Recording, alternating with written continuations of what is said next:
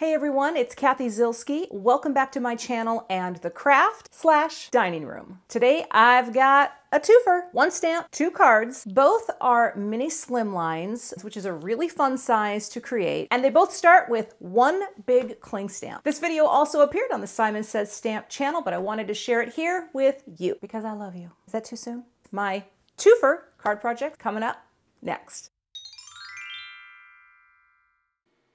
Here's a look at the two card projects I'll be creating today. Just fun and simple and colorful, and this is actually really easy to create.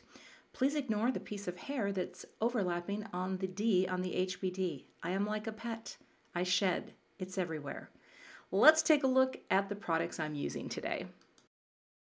The stamp is called Party Balloons, and this is a large red rubber cling stamp with this wonderful balloon pattern.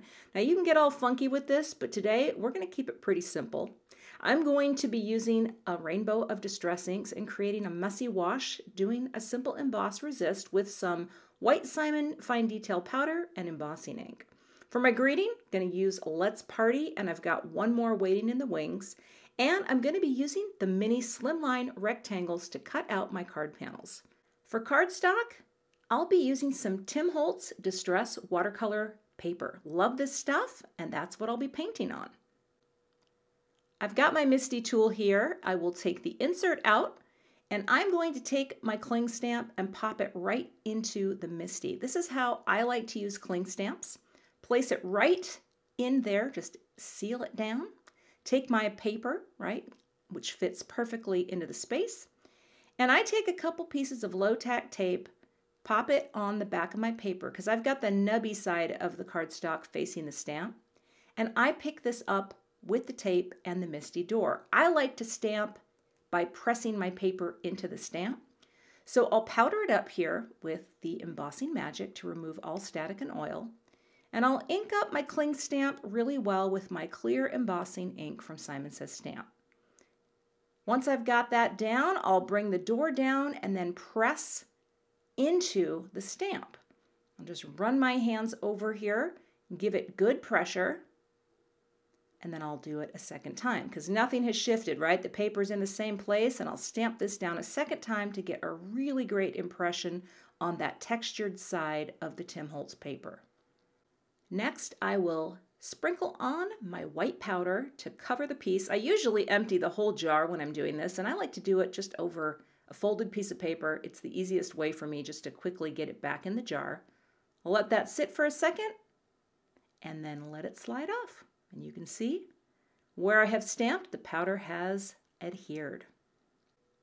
Next, I'll melt the powder. So I've got my heat tool nice and hot. And sometimes when I have a large image like this, I'll just pop it down right onto the same board that I usually paint on because it's just easier that way. I never do it right onto the mat because the heat will warp my little crafty mat underneath. But this will work to get all the powder melted as we prepare for the emboss resist. Now I'm marking off the area of the actual height. I want this because I don't want to not include enough room for each band of color because I'm going to use 8 colors in my rainbow. I've got some paper towel here and a clean jar of water and a dirty jar. Well, it's not dirty yet, but it will be. And all I'm going to do is, using those little pencil marks as my guide, create a messy rainbow of distress ink across the front of this card project. This is the easiest painting you'll ever do, right? You don't have to stay in the lines. You don't have to worry about those balloons, because you're just focusing on adding color over the stamped image. See, didn't even matter that I had a little splotchy blue there, right? Just good to go. We just paint. This is easy. Remember, easy with, well, it's easy. I do like to keep things as simple as possible, but I think what you end up with here is a really pretty, joyful wash of rainbow color. And here I get to include any color I want. I tend to use the same colors over and over again for my rainbows, but whatever color you have, like for example, Twisted Citron here, I always end up adding more and pumping up the colors and just keep going until it looks good to your eye. That's really it. And of course, you can find all the colors that I'm using linked in the supplies below. All right, finishing with purple. A lot of people think I have something against purple because I forget about it a lot, but no, I love it. We're going to let that dry completely. And while that is completely drying, I will just move on to the next step. Just making sure, yep, got enough for that one. And we got enough for a twofer. I didn't lie, we're doing the twofer. Now for the greetings, I also pulled this HBD, which if you're hip to the language, happy birthday, thank you. I'm going to cut these out of some Neenah Solar White Classic Crest in the 110 pound. And I'm actually going to do 2 more cutouts so that I can glue and stack them together.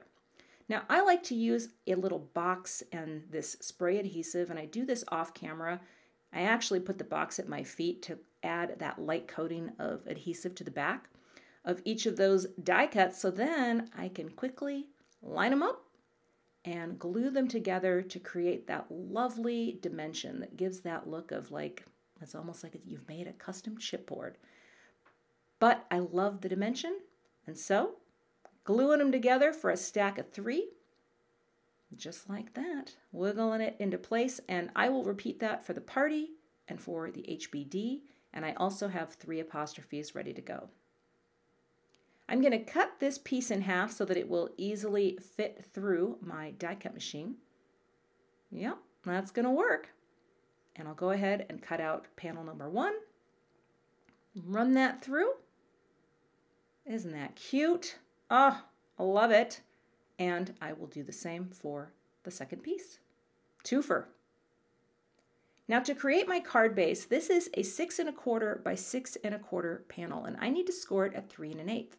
There's no official mark for 3 1/8, so I put a little pencil mark down, right? And then I can line that pencil mark up over in one of the grooves so that I get the perfect score for this card.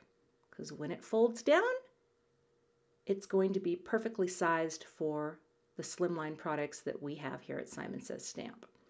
All right, folding it down, and I like to use my Teflon bone folder and give that a little press. And there you go. I have created card number 1, Mini Slimline, and I'll do a second one off camera. I've got some foam tape on the back of one of my lovely ink blended pieces, and I'll pop that up and look at that perfectly framed white space surrounding. Oh, I love it. I'll take my liquid adhesive, dab it on to the back of each die cut to position it. I thought I would place the party first, and I really like this at an angle too because it just kind of adds a little energy. And then I'll get the let's, same thing, nestle that right in just like that and give it a good press down just to keep it nice and adhered. Isn't that fun?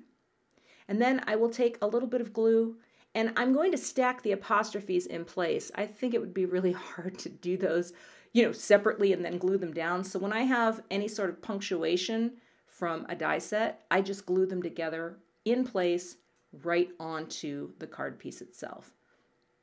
And that's what it ends up looking like. To finish this card, I added a few shiny silver sequins, and that card is done. But here's the twofer. I took the HBD, popped that smack dab in the middle, and there you go. 2 cards out of 1 piece.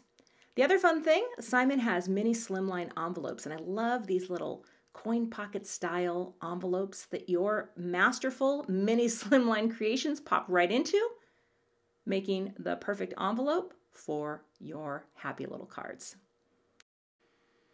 You can find all the supplies I used for these card projects linked below this video in the information box. Thanks so much for watching today. I would love to have you become a subscriber to my YouTube channel. And if you do subscribe, be sure to hit the gray bell below the video so that you don't miss the next time I post. Here are a couple other videos that you might be interested in watching. Thanks so much and have a great day.